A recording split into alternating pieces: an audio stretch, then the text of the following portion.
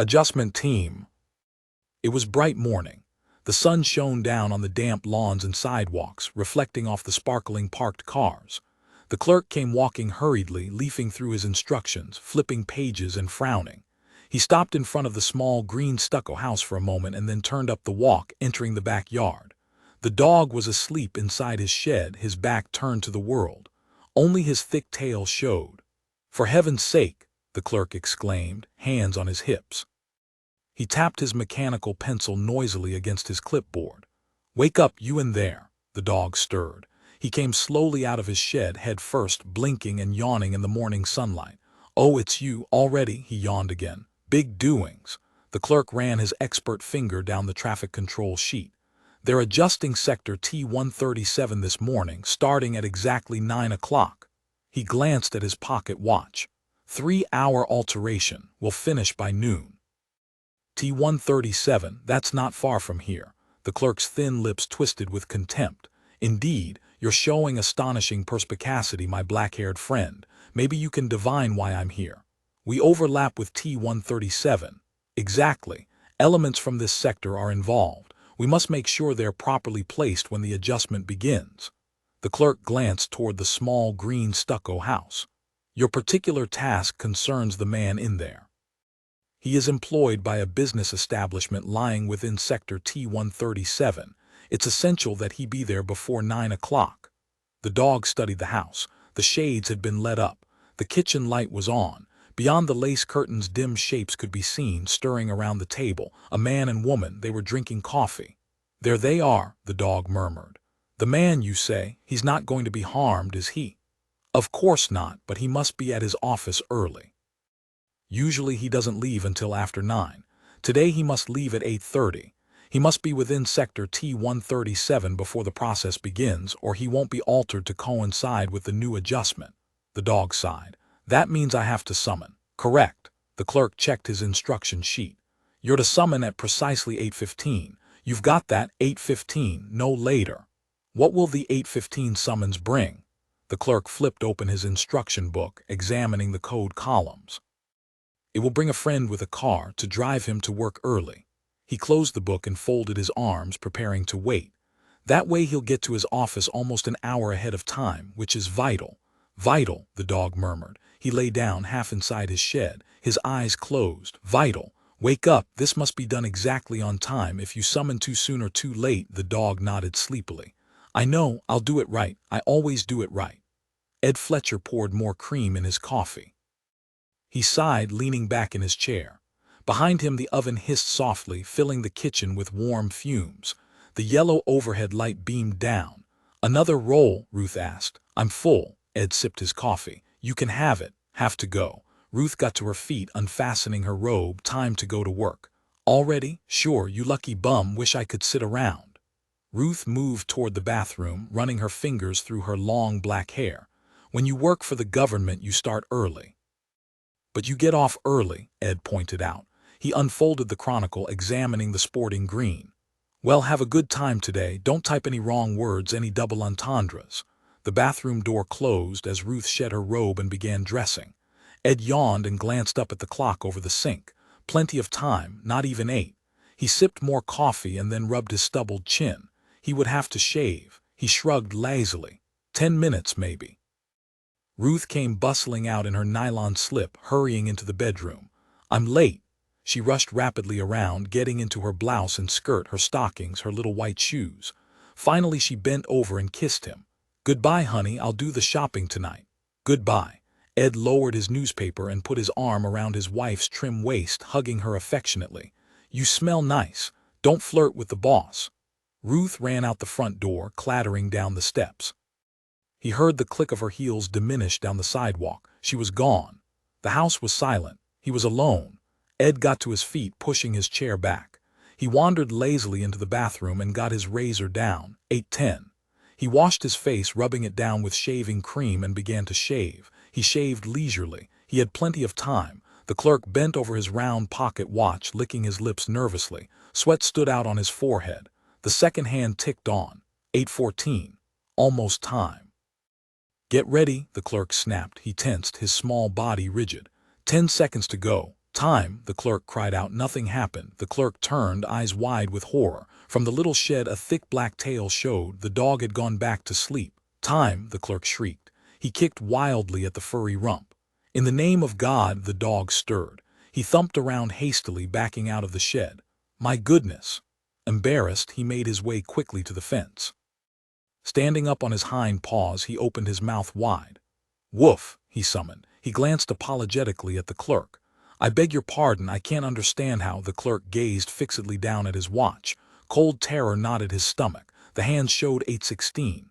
You failed, he grated. You failed, you miserable flea-bitten ragbag of a worn-out old mutt, you failed. The dog dropped and came anxiously back.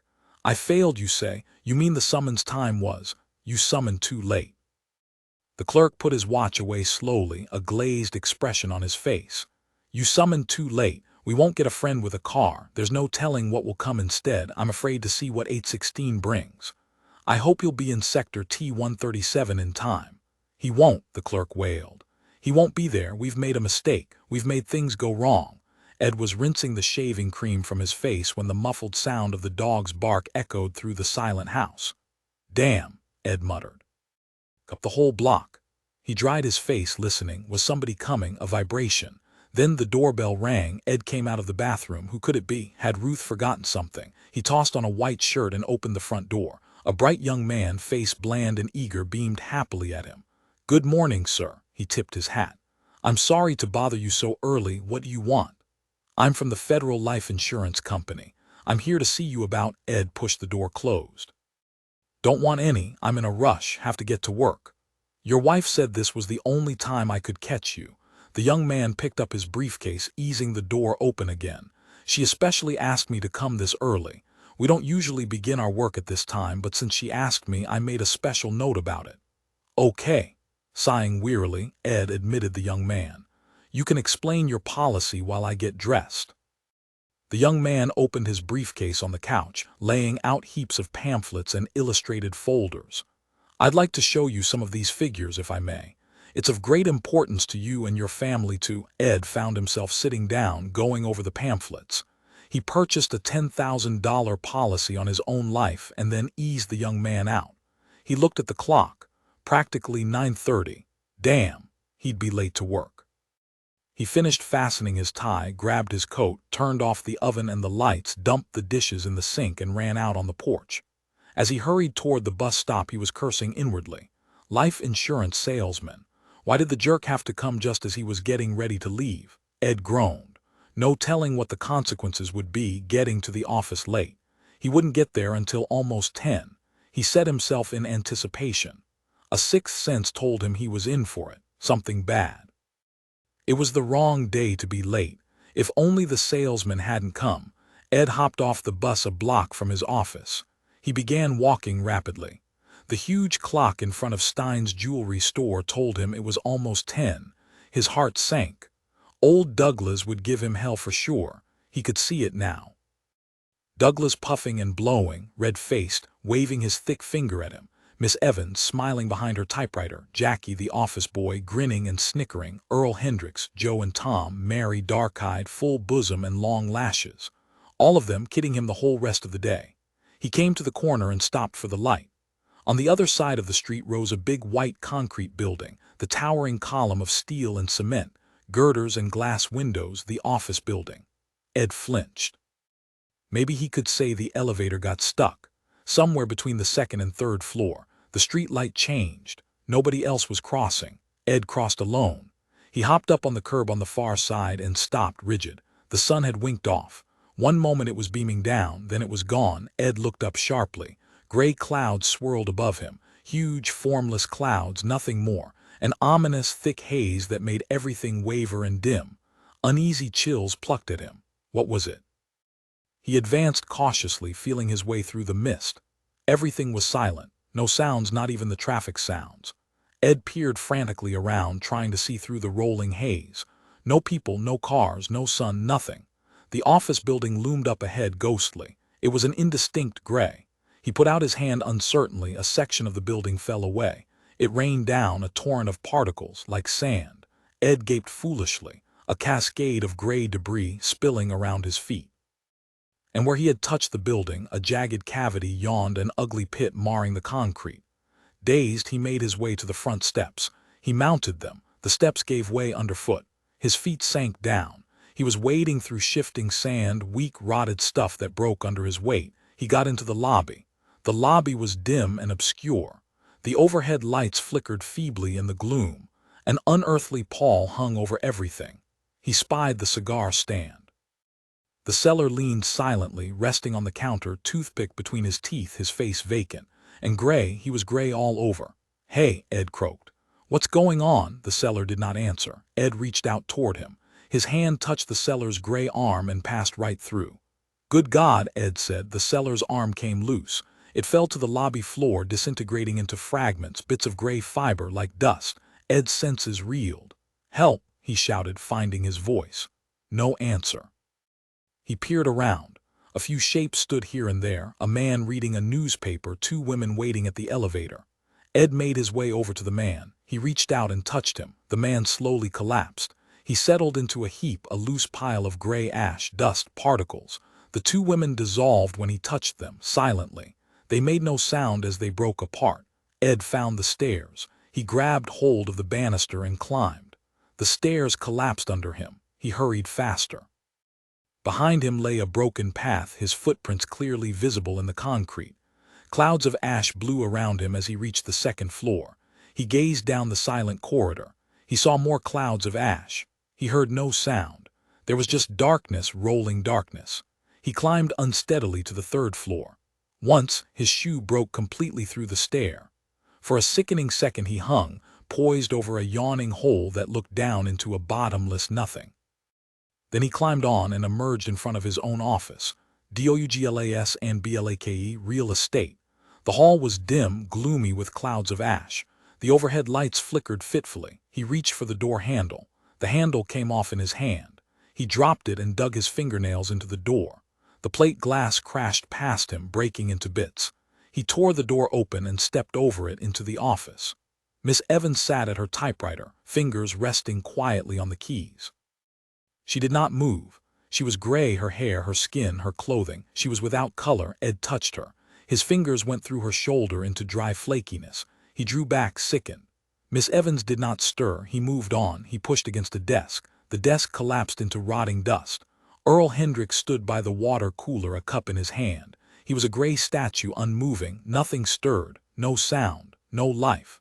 The whole office was gray dust without life or motion. Ed found himself out in the corridor again. He shook his head, dazed. What did it mean? Was he going out of his mind? Was he a sound? Ed turned, peering into the gray mist. A creature was coming, hurrying rapidly. A man in a white robe. Behind him others came, men in white with equipment. They were lugging complex machinery. "Hey," Ed gasped weakly. The men stopped. Their mouths opened. Their eyes popped. "Look, something's gone wrong." One still charged. "Get the de-energizer." "We can't proceed until—" The men came toward Ed, moving around him. One lugged a long hose with some sort of nozzle. A portable cart came wheeling up. Instructions were rapidly shouted. Ed broke out of his paralysis. Fear swept over him, panic. Something hideous was happening. He had to get out, warn people, get away. He turned and ran back down the stairs. The stairs collapsed under him. He fell half a flight, rolling in heaps of dry ash. He got to his feet and hurried on down to the ground floor. The lobby was lost in the clouds of gray ash. He pushed blindly through toward the door. Behind him, the white-clad men were coming, dragging their equipment and shouting to each other, hurrying quickly after him. He reached the sidewalk. Behind him, the office building wavered and sagged, sinking to one side, torrents of ash raining down in heaps. He raced toward the corner, the men just behind him. Gray clouds swirled around him. Groped his way across the street, hands outstretched.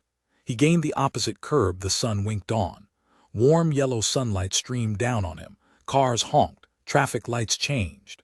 On all sides, men and women in bright spring clothes hurried and pushed. Shoppers, a blue-clad cop, salesmen with briefcases. Stores, windows, signs, noisy cars moving up and down the street, and overhead was the bright sun and familiar blue sky. Ed halted, gasping for breath. He turned and looked back the way he had come. Across the street was the office building as it had always been, firm and distinct, concrete and glass and steel. He stepped back a pace and collided with a hurrying citizen. "Hey," the man grunted. "Watch it." "Sorry." Ed shook his head, trying to clear it. From where he stood, the office building looked like always, big and solemn and substantial, rising up imposingly on the other side of the street. But a minute ago, maybe he was out of his mind. He had seen the building crumbling into dust. Building and people. They had fallen into gray clouds of dust, and the men in white, they had chased him. Men in white robes, shouting orders, wheeling complex equipment. He was out of his mind. There was no other explanation. Weakly, Ed turned and stumbled along the sidewalk, his mind reeling. He moved blindly, without purpose, lost in a haze of confusion and terror. The clerk was brought into the top-level administrative chambers and told to wait. He paced back and forth nervously, clasping and wringing his hands in an agony of apprehension. He took off his glasses and wiped them shakily. Lord, all the trouble and grief. And it wasn't his fault, but he would have to take the rap. It was his responsibility to get the summoners rooted out and their instructions followed. The miserable flea-infested summoner had gone back to sleep, and he would have to answer for it. The doors opened. "All right," a voice murmured, preoccupied. It was a tired, careworn voice. The clerk trembled and entered slowly, sweat dripping down his neck and into his celluloid collar. The old man glanced up, laying aside his book. He studied the clerk calmly, his faded blue eyes mild, a deep, ancient mildness that made the clerk tremble even more. He took out his handkerchief and mopped his brow. "I understand there was a mistake," the old man murmured. "In connection with Sector T137. Something to do with an element from an adjoining area." "That's right." The clerk's voice was faint and husky. "Very unfortunate. What exactly occurred? I started out this morning with my instruction sheets. The material relating to T137 had top priority, of course. I served notice on the summoner in my area that an 8:15 summons was required. Did the summoner understand the urgency?" "Yes, sir." The clerk hesitated. But what?" The clerk twisted miserably. "While my back was turned, the summoner crawled back in his shed and went asleep. I was occupied, checking the exact time with my watch. I called the moment, but there was no response." "You called at 8:15 exactly?" "Yes, sir, exactly 8:15, but the summoner was asleep. By the time I managed to arouse him, it was 8:16. He summoned, but instead of a friend with a car, we got a life insurance salesman." The clerk's face screwed up with disgust. "The salesman kept the element there until almost 9:30, therefore he was late to work instead of early." For a moment the old man was silent. "Then the element was not within T137 when the adjustment began?" "No, he arrived about 10 o'clock. During the middle of the adjustment." The old man got to his feet and paced slowly back and forth, face grim, hands behind his back. His long robe flowed out behind him. "A serious matter. During a sector adjustment, all related elements from other sectors must be included. Otherwise, their orientations remain out of phase. When this element entered T137, the adjustment had been in progress 50 minutes. The element encountered the sector at its most de-energized stage. He wandered about until one of the adjustment teams met him. Did they catch him? Unfortunately, no. He fled out of the sector, into a nearby fully energized area. What then?" The old man stopped pacing, his lined face grim. He ran a heavy hand through his long white hair. "We do not know. We lost contact with him. We will reestablish contact soon, of course, but for the moment he is out of control." "What are you going to do?" "He must be contacted and contained. He must be brought up here. There's no other solution." "Up here?" "It is too late to de-energize him. By the time he is regained, he will have told others. To wipe his mind clean would only complicate matters. Usual methods will not suffice. I must deal with this problem myself." "I hope he's located quickly," the clerk said. "He will be. Every watcher is alerted, every watcher and every summoner."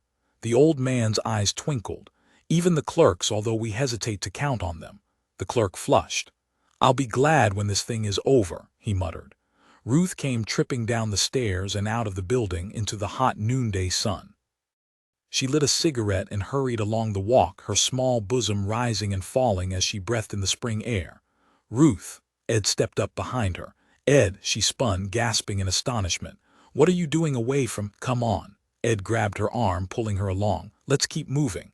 But what? I'll tell you later. Ed's face was pale and grim. Let's go where we can talk in private.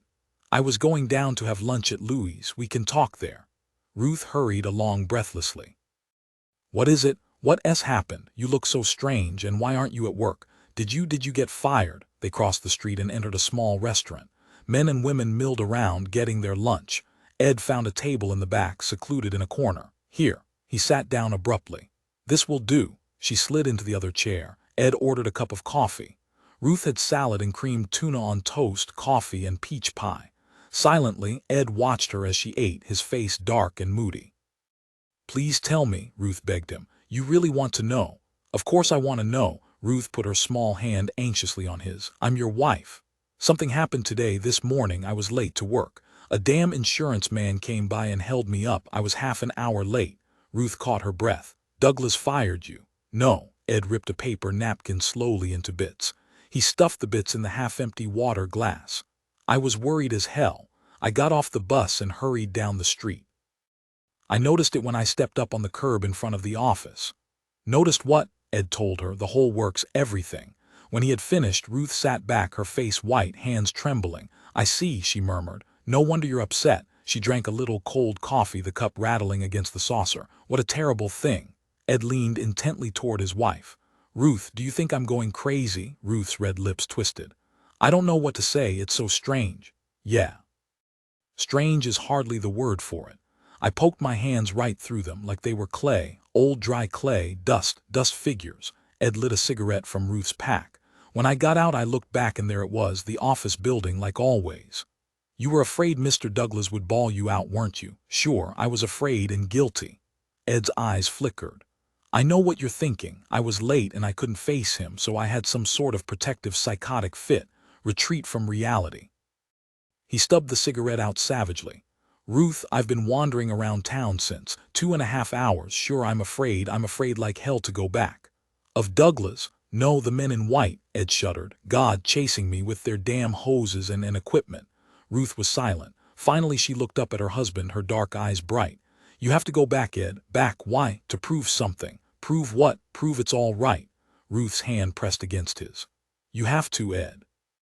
You have to go back and face it, to show yourself there's nothing to be afraid of.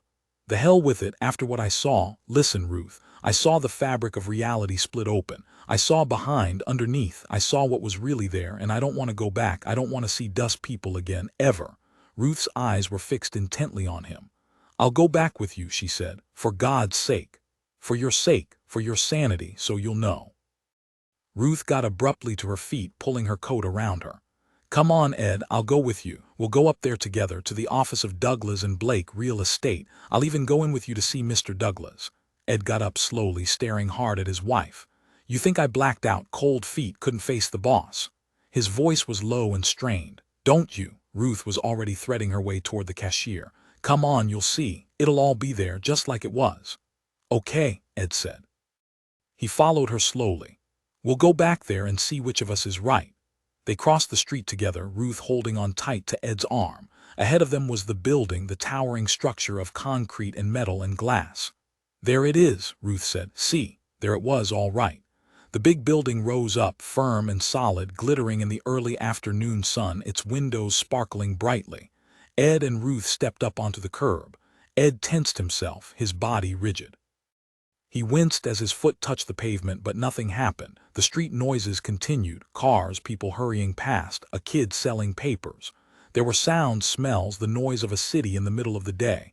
And overhead was the sun and the bright blue sky. See, Ruth said, I was right. They walked up the front steps into the lobby. Behind the cigar stand the seller stood, arms folded, listening to the ball game. Hi, Mr. Fletcher, he called to Ed. His face lit up good-naturedly. Who's the dame? Your wife know about this? Ed laughed unsteadily. They passed on toward the elevator. 4 or 5 businessmen stood waiting. They were middle-aged men, well-dressed, waiting impatiently in a bunch. Hey, Fletcher, one said, where you been all day? Douglas is yelling his head off. Hello, Earl, Ed muttered. He gripped Ruth's arm. Been a little sick. The elevator came. They got in. The elevator rose. Hi, Ed, the elevator operator said. Who's the good-looking gal?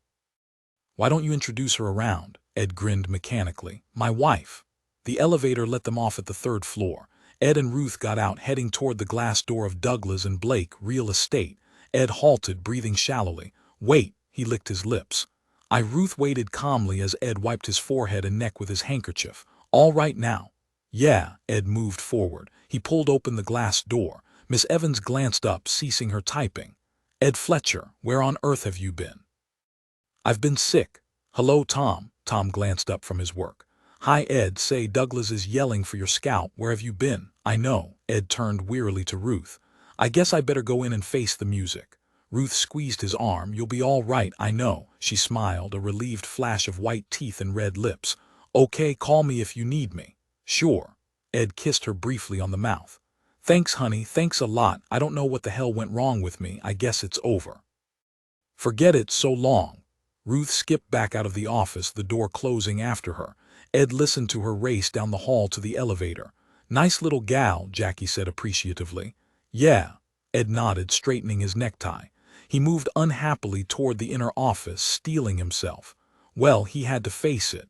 Ruth was right, but he was going to have a hell of a time explaining it to the boss. He could see Douglas now, thick red wattles, big bull roar, face distorted with rage. Ed stopped abruptly at the entrance to the inner office. He froze rigid. The inner office, it was changed. The hackles of his neck rose. Cold fear gripped him, clutching at his windpipe. The inner office was different. He turned his head slowly, taking in the sight, the desks, chairs, fixtures, file cabinets, pictures, changes, little changes, subtle. Ed closed his eyes and opened them slowly. He was alert, breathing rapidly, his pulse racing. It was changed, all right, no doubt about it. What's the matter, Ed? Tom asked. The staff watched him curiously, pausing in their work. Ed said nothing. He advanced slowly into the inner office. The office had been gone over, he could tell. Things had been altered, rearranged. Nothing obvious, nothing he could put his finger on, but he could tell. Joe Kent greeted him uneasily. What's the matter, Ed? You look like a wild dog. Is something? Ed studied Joe. He was different, not the same. What was it? Joe's face, it was a little fuller. His shirt was blue-striped. Joe never wore blue stripes. Ed examined Joe's desk. He saw papers and accounts. The desk, it was too far to the right, and it was bigger. It wasn't the same desk. The picture on the wall, it wasn't the same. It was a different picture entirely. And the things on top of the file cabinet, some were new, others were gone. He looked back through the door. Now that he thought about it, Miss Evans' hair was different, done a different way, and it was lighter. In here, Mary, filing her nails. Over by the window, she was taller, fuller. Her purse lying on the desk in front of her, a red purse, red knit. You always have that purse? Ed demanded. Mary glanced up. What? That purse? You always have that? Mary laughed. She smoothed her skirt coyly around her shapely thighs, her long lashes blinking modestly. Why, Mr. Fletcher, what do you mean? Ed turned away. He knew. Even if she didn't, she had been redone, changed, her purse, her clothes, her figure, everything about her. None of them knew but him. His mind spun dizzily. They were all changed, all of them were different, they had all been remolded, recast, subtly, but it was there. The wastebasket, it was smaller, not the same. The window shades white, not ivory. The wallpaper was not the same pattern. The lighting fixtures, endless, subtle changes. Ed made his way back to the inner office. He lifted his hand and knocked on Douglas's door. Come in. Ed pushed the door open. Nathan Douglas looked up impatiently. Mr. Douglas, Ed began. He came into the room unsteadily and stopped. Douglas was not the same, not at all. His whole office was changed, the rugs, the drapes, the desk was oak, not mahogany. And Douglas himself, Douglas was younger, thinner. His hair brown, his skin not so red, his face smoother. No wrinkles. Chin reshaped. Eyes green, not black. He was a different man, but still Douglas, a different version. What is it? Douglas demanded impatiently. Oh, it's you, Fletcher. Where were you this morning? Ed backed out fast. He slammed the door and hurried through the inner office. Tom and Miss Evans glanced up, startled. Ed passed them by, grabbing the hall door open. Hey, Tom called. What? Ed hurried down the hall. Terror leaped through him. He had to hurry. He had seen. There wasn't much time. He came to the elevator and stabbed the button. No time. He ran to the stairs and started down. He reached the second floor. His terror grew. It was a matter of seconds. Seconds. The public phone. Ed ran into the phone booth. He dragged the door shut after him. Wildly, he dropped a dime in the slot and dialed. He had to call the police. He held the receiver to his ear, his heart pounding. Warn them, changes, somebody tampering with reality, altering it. He had been right. The white-clad men, their equipment, going through the building. "Hello," Ed shouted hoarsely. There was no answer, no hum, nothing. Ed peered frantically out the door, and he sagged, defeated. Slowly he hung up the telephone receiver. He was no longer on the second floor. The phone booth was rising, leaving the second floor behind, carrying him up faster and faster. It rose floor by floor, moving silently, swiftly. The phone booth passed through the ceiling of the building and out into the bright sunlight. It gained speed. The ground fell away below. Buildings and streets were getting smaller each moment. Tiny specks hurried along far below, cars and people dwindling rapidly. Clouds drifted between him and the earth. Ed shut his eyes, dizzy with fright. He held on desperately to the door handles of the phone booth. Faster and faster the phone booth climbed. The earth was rapidly being left behind, far below. Ed peered up wildly. Where? Where was he going? Where was it taking him? He stood gripping the door handles, waiting. The clerk nodded curtly. That's him, all right, the element in question. Ed Fletcher looked around him. He was in a huge chamber. The edges fell away into indistinct shadows. In front of him stood a man with notes and ledgers under his arm, peering at him through steel-rimmed glasses. He was a nervous little man, sharp-eyed, with celluloid collar, blue serge suit, vest, watch, chain. He wore black, shiny shoes. And beyond him, an old man sat quietly in an immense modern chair. He watched Fletcher calmly, his blue eyes mild and tired. A strange thrill shot through Fletcher. It was not fear. Rather, it was a vibration rattling his bones, a deep sense of awe tinged with fascination. What is this place?" he asked faintly. He was still dazed from his quick ascent. "Don't ask questions," the nervous little man snapped angrily, tapping his pencil against his ledgers. "You're here to answer, not ask." Old man moved a little. He raised his hand. "I will speak to the element alone," he murmured. His voice was low. It vibrated and rumbled through the chamber. Again the wave of fascinated awe swept Ed. "Alone?" The little fellow backed away, gathering his books and papers in his arms. "Of course." He glanced hostilely at Ed Fletcher. "I'm glad he's finally in custody. All the work and trouble just for..." He disappeared through a door. The door closed softly behind him. Ed and the old man were alone. "Please sit down," the old man said. Ed found a seat. He sat down awkwardly, nervously. He got out his cigarettes and then put them away again. "What's wrong?" the old man asked. "I'm just beginning to understand." "Understand what?" "That I'm dead." The old man smiled briefly. "Dead? No, you're not dead. You're visiting an unusual event, but necessitated by circumstances." He leaned toward Ed. "Mr. Fletcher, you have got yourself involved with something." "Yeah," Ed agreed. "I wish I knew what it was or how it happened." "It was not your fault. You were a victim of a clerical error. A mistake was made not by you, but involving you." "What mistake?" Ed rubbed his forehead wearily. I got in on something. I saw something I wasn't supposed to see." The old man nodded. "That's right. You saw something you were not supposed to see, something few elements have been aware of, let alone witnessed." "Elements? An official term, let it pass." "A mistake was made, but we hope to rectify it." "It is my hope that those people," Ed interrupted, "heaps of dry ash and gray, like they were dead, only it was everything, the stairs and walls and floor, no color or life. That sector had been temporarily de-energized, so the adjustment team could enter and effect changes." "Changes," Ed nodded. "That's right. When I went back later, everything was alive again, but not the same. It was all different. The adjustment was complete by noon. The team finished its work and re-energized the sector." "I see," Ed muttered. "You were supposed to have been in the sector when the adjustment began. Because of an error you were not. You came into the sector late during the adjustment itself. You fled, and when you returned it was over. You saw and you should not have seen. Instead of a witness, you should have been part of the adjustment. Like the others, you should have undergone changes." Sweat came out on Ed Fletcher's head. He wiped it away. His stomach turned over. Weakly he cleared his throat. "I get the picture." His voice was almost inaudible. A chilling premonition moved through him. "I was supposed to be changed like the others, but I guess something went wrong." "Something went wrong, an error occurred, and now a serious problem exists. You have seen these things, you know a great deal, and you are not coordinated with the new configuration." "Gosh," Ed muttered. Well, I won't tell anybody. Cold sweat poured off him. You can count on that. I'm as good as changed. You have already told someone, the old man said coldly. Me, Ed blinked. Who? Your wife, Ed trembled. The color drained from his face, leaving it a sickly white. That's right, I did. Your wife knows. The old man's face twisted angrily. A woman. Of all the things to tell, I didn't know. Ed retreated, panic leaping through him. But I know now. You can count on me. Consider me changed. The ancient blue eyes bored keenly into him, peering far into his depths. And you were going to call the police. You wanted to inform the authorities. But I didn't know who was doing the changing. Now you know. The natural process must be supplemented, adjusted here and there. Corrections must be made. We are fully licensed to make such corrections. Our adjustment teams perform vital work. Ed plucked up a measure of courage. This particular adjustment, Douglas, the office, what was it for? I'm sure it was some worthwhile purpose. The old man waved his hand.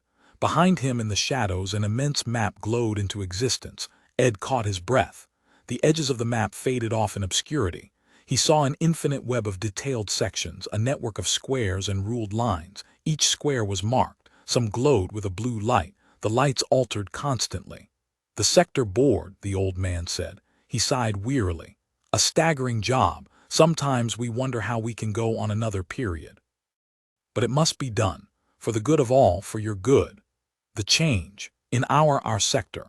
Your office deals in real estate. The old Douglas was a shrewd man but rapidly becoming infirm. His physical health was waning. In a few days Douglas will be offered a chance to purchase a large, unimproved forest area in western Canada. It will require most of his assets. The older, less virile Douglas would have hesitated. It is imperative he not hesitate. He must purchase the area and clear the land at once. Only a younger man, a younger Douglas, would undertake this. When the land is cleared, certain anthropological remains will be discovered. They have already been placed there. Douglas will lease his land to the Canadian government for scientific study. The remains found there will cause international excitement in learned circles. A chain of events will be set in motion. Men from numerous countries will come to Canada to examine the remains. Soviet, Polish, and Czech scientists will make the journey. The chain of events will draw these scientists together for the first time in years. National research will be temporarily forgotten in the excitement of these non-national discoveries. One of the leading Soviet scientists will make friends with a Belgian scientist. Before they depart, they will agree to correspond, without the knowledge of their governments, of course. The circle will widen. Other scientists on both sides will be drawn in.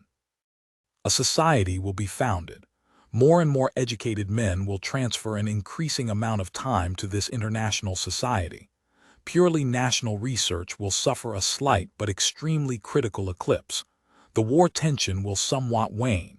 This alteration is vital, and it is dependent on the purchase and clearing of the section of wilderness in Canada.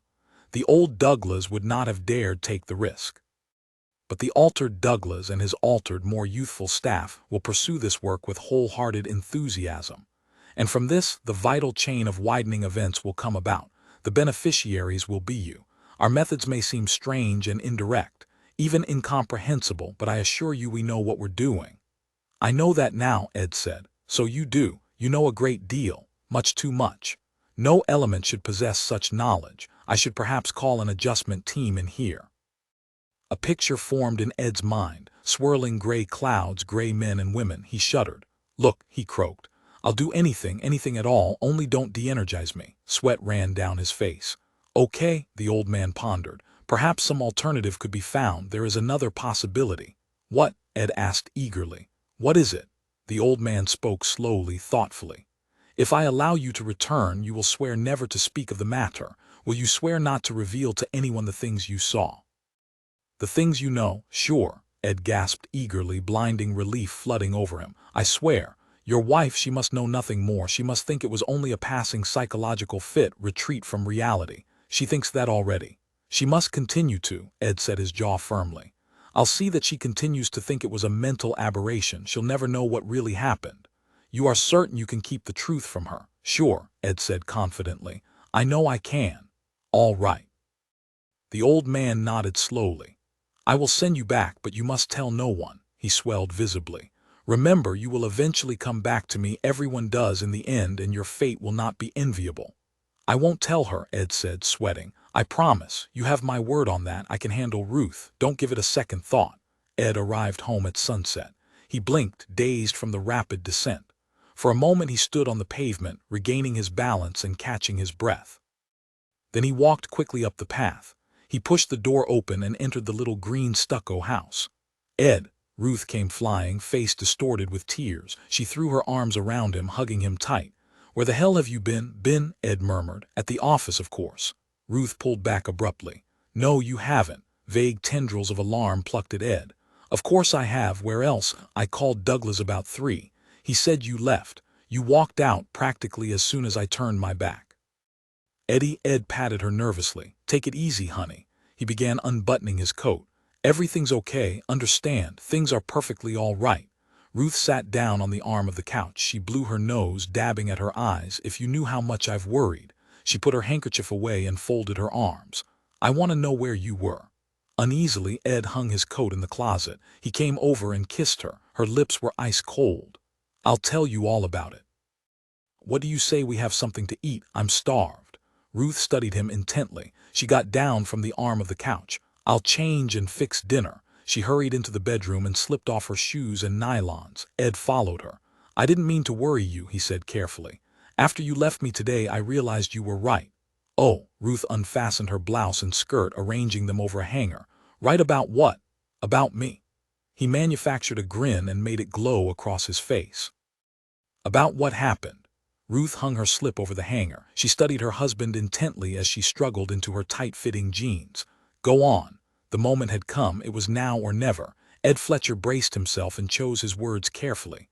I realized, he stated, that the whole darn thing was in my mind. You were right, Ruth, completely right, and I even realized what caused it. Ruth rolled her cotton t-shirt down and tucked it in her jeans. What was the cause? Overwork. Overwork. I need a vacation. I haven't had a vacation in years. My mind isn't on the job. I've been daydreaming. He said it firmly, but his heart was in his mouth. I need to get away to the mountains, bass fishing, or he searched his mind frantically, or Ruth came toward him ominously. Ed, she said sharply, look at me. What's the matter? Panic shot through him. Why are you looking at me like that? Where were you this afternoon? Ed's grin faded. I told you, I went for a walk. Didn't I tell you? A walk to think things over. Don't lie to me, Eddie Fletcher. I can tell when you're lying. Fresh tears welled up in Ruth's eyes. Her breasts rose and fell excitedly under her cotton shirt. Admit it, you didn't go for a walk, Ed stammered weakly. Sweat poured off him. He sagged helplessly against the door. What do you mean? Ruth's black eyes flashed with anger. Come on, I want to know where you were. Tell me. I have a right to know. What really happened? Ed retreated in terror, his resolve melting like wax. It was going all wrong, honest. I went out for a tell me. Ruth's sharp fingernails dug into his arm. I want to know where you were and who you were with. Ed opened his mouth. He tried to grin, but his face failed to respond. I don't know what you mean. You know what I mean. Who were you with? Where did you go? Tell me. I'll find out sooner or later. There was no way out. He was licked, and he knew it. He couldn't keep it from her. Desperately he stalled, praying for time. If he could only distract her, get her mind on something else. If she would only let up, even for a second. He could invent something, a better story. Time, he needed more time. Ruth, you've got to. Suddenly there was a sound, the bark of a dog echoing through the dark house. Ruth let go, cocking her head alertly. That was Dobby. I think somebody's coming. The doorbell rang. You stay here. I'll be right back. Ruth ran out of the room to the front door. Darn it. She pulled the front door open. Good evening. The young man stepped quickly inside, loaded down with objects, grinning broadly at Ruth. I'm from the Sweeprite Vacuum Cleaner Company. Ruth scowled impatiently. Really, we're about to sit down at the table. Oh, this will only take a moment. The young man set down the vacuum cleaner and its attachments with a metallic crash. Rapidly, he unrolled a long, illustrated banner showing the vacuum cleaner in action. Now, if you'll just hold this while I plug in the cleaner, he bustled happily about, unplugging the TV set, plugging in the cleaner, pushing the chairs out of his way. Till show you the drape scraper first. He attached a hose and nozzle to the big gleaming tank. Now, if you'll just sit down, I'll demonstrate each of these easy-to-use attachments. His happy voice rose over the roar of the cleaner. "You'll notice." Ed Fletcher sat down on the bed. He groped in his pocket until he found his cigarettes. Shakily he lit one and leaned back against the wall, weak with relief. He gazed up, a look of gratitude on his face. "Thanks," he said softly. "I think we'll make it after all. Thanks a lot." If you enjoyed this or any of my other work, please be sure to like and subscribe, as it really helps with the algorithm. And if you really enjoyed this, please leave me a tip via the link in the description. Thanks for listening.